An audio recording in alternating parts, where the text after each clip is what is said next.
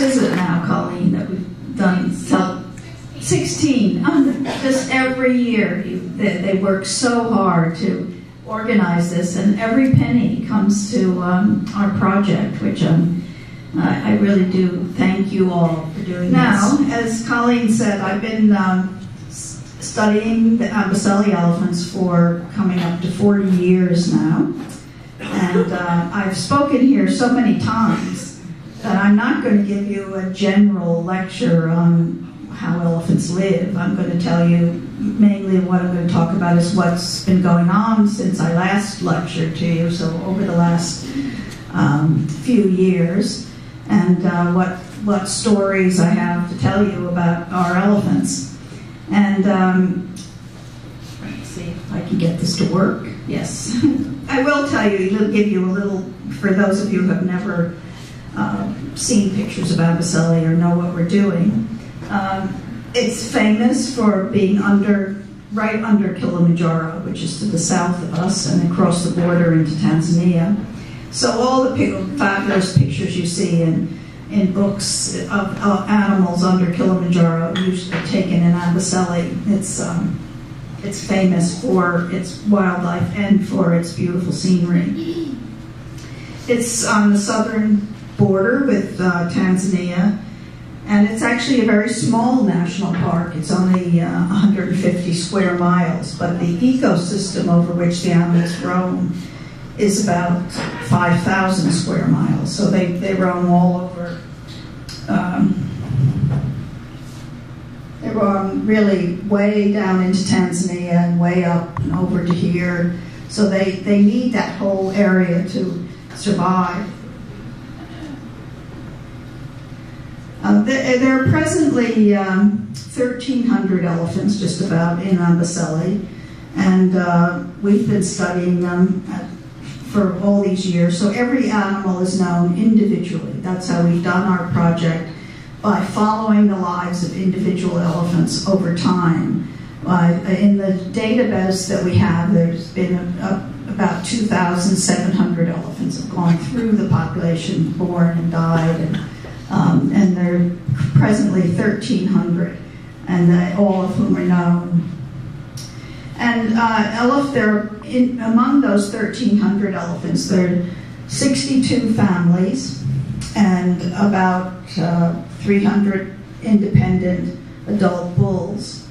And the families are made up of females and calves, and the females are all related because females never leave the family. So they're made up of grandmothers and granddaughters and mothers and daughters and aunts and nieces and sisters and cousins.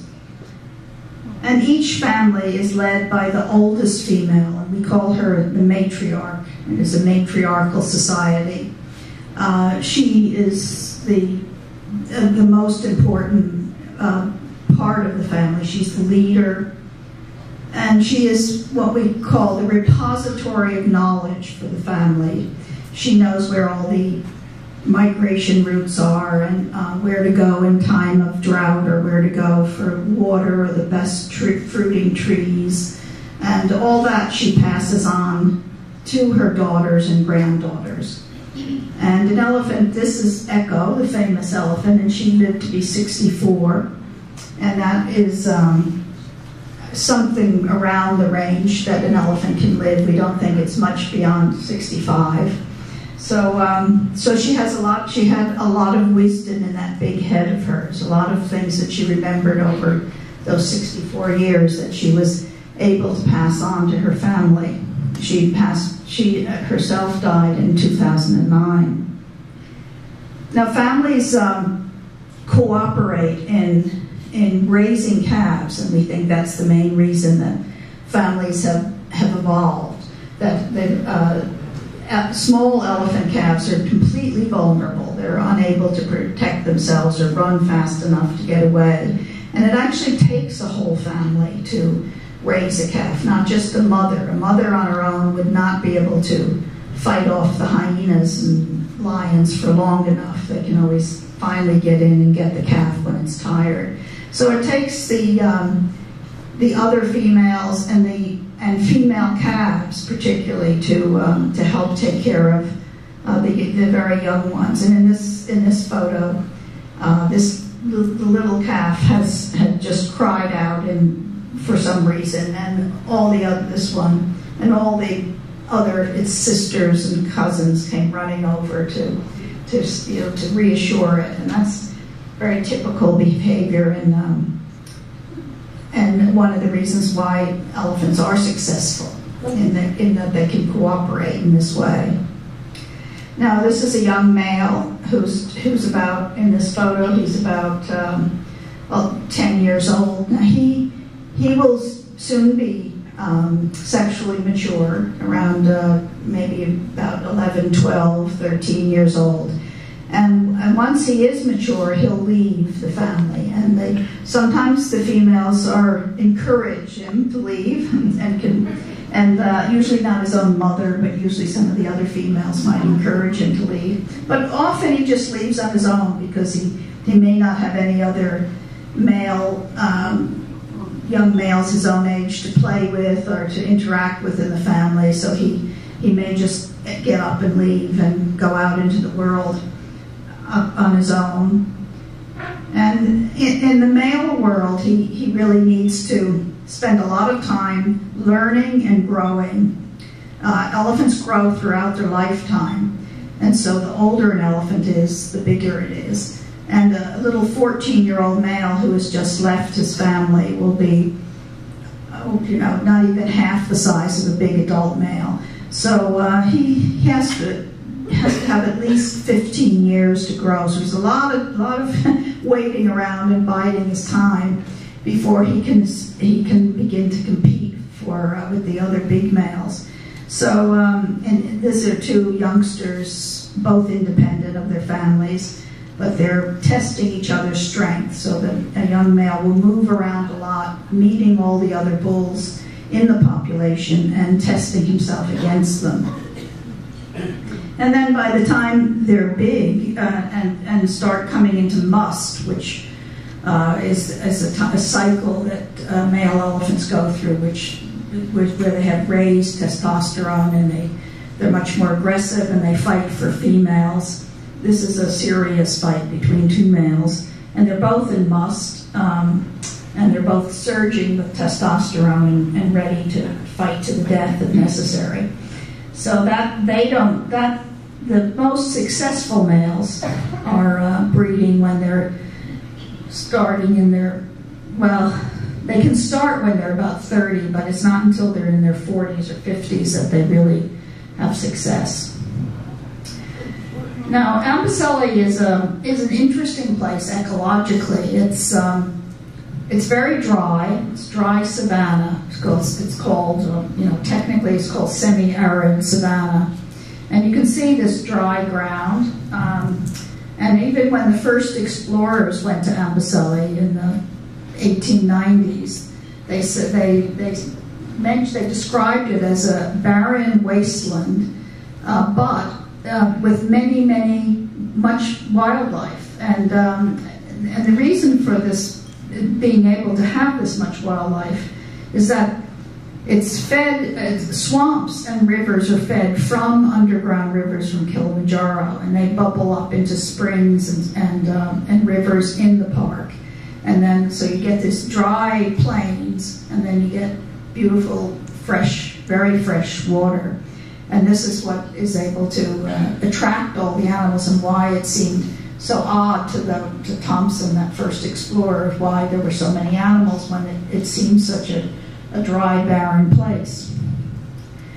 Now, but being a semi-arid savanna as it is, that means that rainfall is very unpredictable.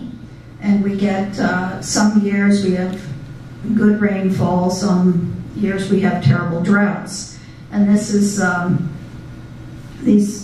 shows our 41-year average for our rainfall. The average rainfall in an okay year is about 340 to 350 millimeters, which is about 13 inches. And then in drought years, we get much less. So we've had a series of droughts over the 40 years I've been there.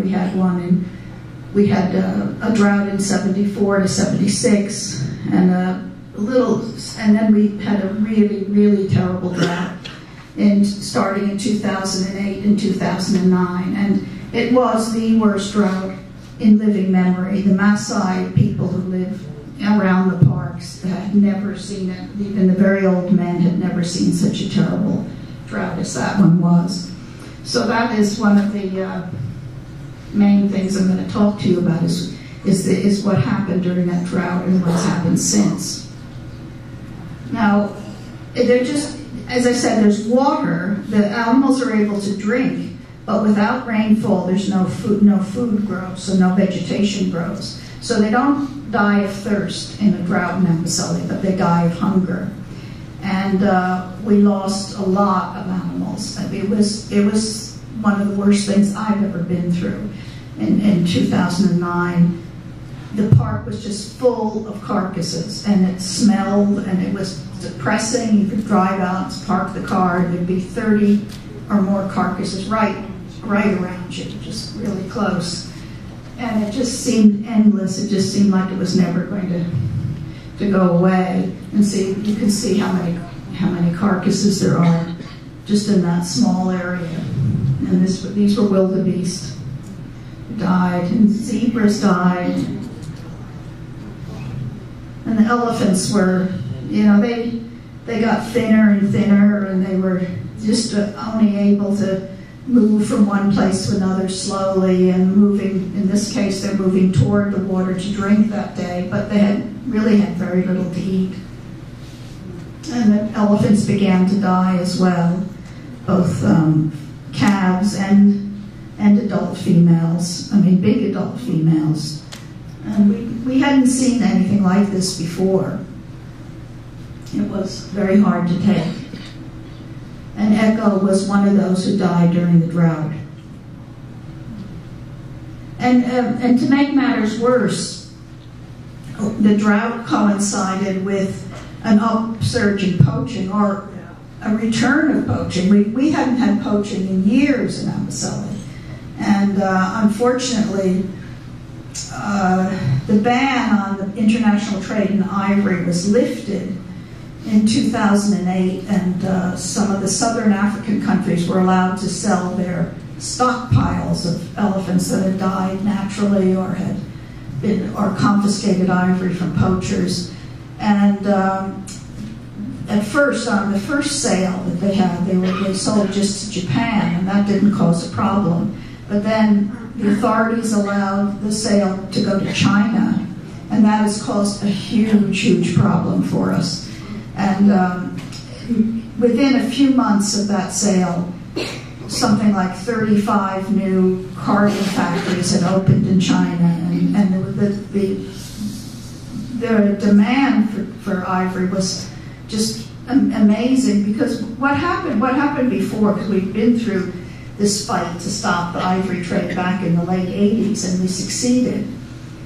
But in those days, the Chinese were the carvers of ivory. They were often carved, and they bought the ivory, carved it, and then sent it out to Europe and America and Japan and other parts of the Far East. But they didn't buy it themselves. That was during communist times. They weren't supposed to have decorative items, and nobody had the money to buy it anyway.